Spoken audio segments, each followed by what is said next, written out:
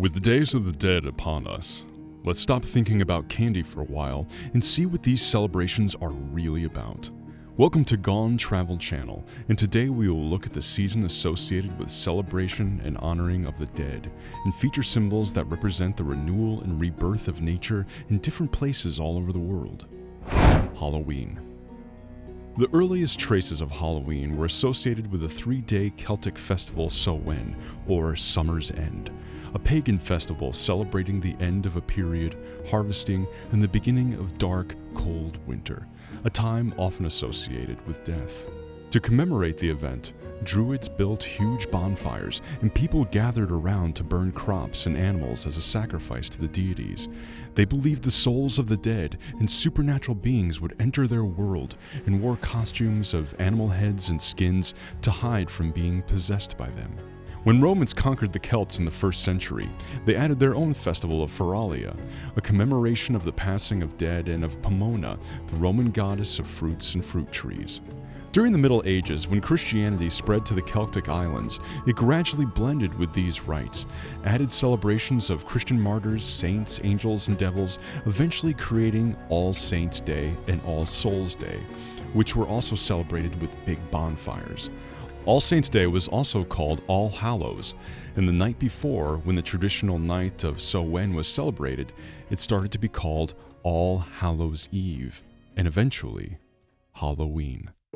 When America was inhabited by new immigrants from Ireland fleeing the Irish potato famine, they brought their varied Halloween customs with them, which was a combination of Irish and English traditions, including carving pumpkins that were originally turnips and trick-or-treating, a custom of knocking on doors and telling jokes and rhymes, all in return for a soul cake or some money.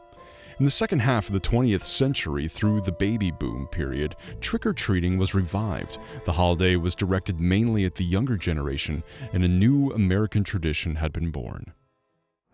All Saints' Day and All Souls' Day. All Saints' Day, also called All Hallows' Day or Hallowmas, is a Christian solemnity celebrated by the Western churches on November 1st, and on the first Sunday after Pentecost in the Eastern churches.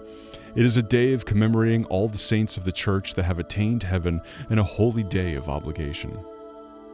The origin of All Saints' Day can be traced, although with uncertainty, to the 4th century, when Eastern Christians kept a festival celebrated in May in honor of all martyrs persecuted by the Roman Empire. And when Christianity gained influence during the Middle Ages, old sanctuaries were often newly dedicated to their saints. The church incorporated versions of older religious traditions in order to win converts, and joined All Saints' Day with the Celtic festival Samhain, which was held in the fall. A new date for the holiday was established and fell on the 1st of November. The second day was dedicated to all lost souls and is now called All Souls' Day. While All Saints' Day is focused on Christian martyrs and saints, All Souls' Day is originally about faithful members of your family. The annual celebration became the final and third day of All Hallowtide, and people are spending the day by being with their loved ones, visiting cemeteries, lighting up candles, and honoring traditions. Día de los Muertos. The history of the Day of the Dead, celebrated by people of Mexican heritage, goes back around 3,000 years into Mesoamerica, where people would hold rituals to honor the dead. The Aztecs and other Nahua people living in today's Mexico had a cyclical view of the world and saw the death as an important part of it, and many family members provided food, water, and tools to help the deceased ones on their transcendental journey. After the Spanish conquistadors arrived in the New World, they merged their celebration with their own medieval traditions, where they would bring wine and pan de animas, the spirit bread, to the graves of their loved ones, and would also cover their graves with flowers and candles to illuminate the dead's soul. On the Day of the Dead, the line between the living and dead is very thin. And as marigolds are known for being natural pesticides, it is believed that putting them on your grave will ward away any bad spirits, while accompanying your loved ones to your altar. Dia de los Muertos is not a time to mourn your lost ones. It is a celebration of the memories you made with them and the legacy they left in the world, as well as a time to appreciate the people you love that are still with you. In Mexico, they have a saying that the country is the only place in the world where death is made of sugar. The thought of honoring the dead is celebrated all around the world by people of various faiths and cultures that have adopted their own traditions, and no matter the country, some of them are common to all people, and some others are unique. For example, the Guatemalan Day of the Dead is celebrated with the construction of giant flying kites, where some of them have notes attached to them that are messages for the dead.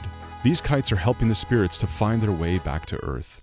In the Philippines, people cook favorite meals of their deceased ones, and many relatives visit their ancestors' tombs, light candles, have a picnic gathering, and sometimes spend the night there. These festivals, which take place in the fall, began with the understanding that death is a part of our lives. It can be frightening, like Halloween, sad, like All Souls Day, or colorful, like Día de los Muertos. But the most important thing to remember is the value of the cycle of life, and that death teaches us to honor those who are not with us anymore. Tell us about your own traditions during this period of the year. Share them with the rest of the world so we can be more informed and keep watching our videos. Thank you.